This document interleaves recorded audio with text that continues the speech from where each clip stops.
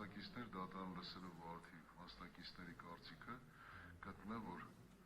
քրեական վարորդի ընթացքում մեղադրյալի նկատմամբ նախորդի նշված կալանքի հիմքերը նվազել են եւ այլընտրանքային խափան միջոցների կամ դրանց համակցությունը իզորեն ապահովելու մեղադրյալ Տիգրան Գալստի-Գալստյանի վարչաշրջանի վարքագիծը, հետևաբար դատարանը որոշեց հետևյալը. տնային կալանքի ժամկետը լեռնանալուց հետո 2025 թվականի նոյեմբերի 25-ից հետո անմիջապես մեղադրյալի նկատմամբ համակցված կիրառել խափան միջոցներ բացակայելու արգելքը եւ վարչական հսկողությունը։ Վարչական հսկողության ընթացքում մեղադրյալը պարտավոր է շաբաթը մեկ անգամ գրանցվել իրավասու մարմնում, այսինքն պրոբացիայի ծառայությունում եւ առանց վարորդի իրականացնող մարմնի թույլտվության չփոխել մշտական բնակության վայրը, չհաղորդակցվել սույն վարորդով,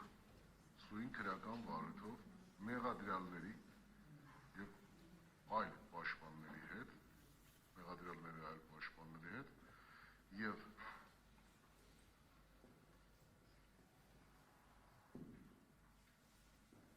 վարչական հսկողությունը, պարտականությունը հսկողության հսկումը պետք է դնել պրոբացիայի ծառայության վրա, մեղադրյալը պետք է այն կրի էլեկտրոնային, հսկողությունը պետք է իրականացնել էլեկտրոնային սարքավորումների միջոցով, որը որ մեղադրյալը պարտավոր է կրել, եւ չփչացնել։ Ուրեմն բացակայելու արգելքի մասով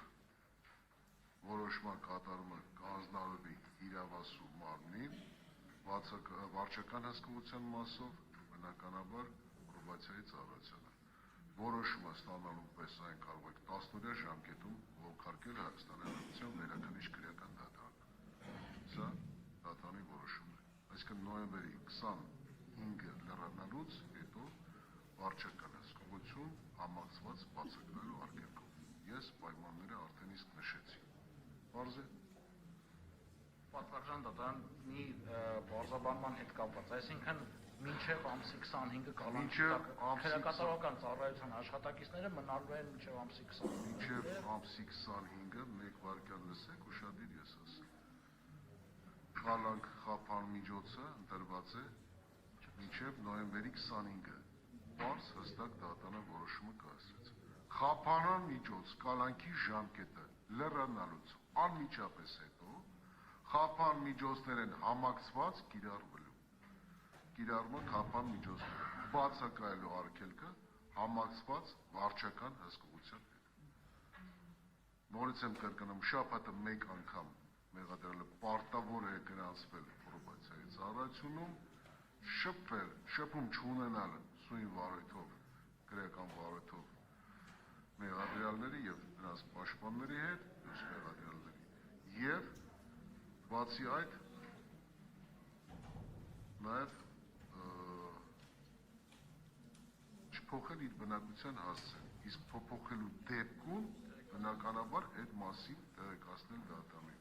Հաշվի առնելով նաեւ առողջական վիճակը, դատարանը անգամ ժամային սահմանափակում չի կիրառում։ Հաշվի առնելով առողջական վիճակը չի բացառում ուշ ժամերի նաև անհրաժեշտություն լինի բուժ հաստատություն դիմելով։ Պարզ է։